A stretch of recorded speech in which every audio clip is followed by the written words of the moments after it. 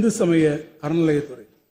இந்த அரசு பொறுப்பேற்ற நாள் முதல் கடந்த 4 ஆண்டுகளில் 2662 திருக்கோவில்களில் திருப்பணிகள் நிறைவு பெற்று குடமுழுக்குகள் நடைபெற்றுள்ளன. தமிழ்நாட்டில் உள்ள 777 திருக்கோவில்களில் நடைபெறும் அன்னதானம் வழங்கும் திட்டத்தின் கீழ் தினந்தோறும் சராசரியாக 1 லட்சம் பேர் பயனடைந்து வருகிறது.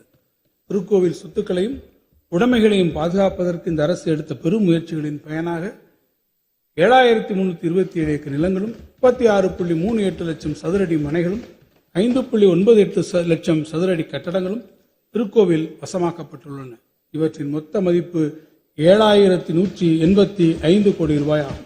மேலும் 84 திருக்கோவில்களில் உள்ள திருக்குளங்களை சீரமைக்க 72 கோடி ரூபாய் மதிப்பீட்டில் பணிகள் மேற்கொள்ளப்பட்டன.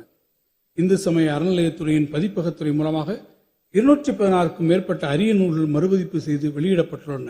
2025-26 நிதியாண்டில் 1000 ஆண்டுகள் பழமை வாய்ந்த திருக்கோவில்களில் திருப்பணிகள் செய்திட 125 கோடி ரூபாய் நிதி ஒதுக்கீடு செய்யப்பட்டுள்ளது.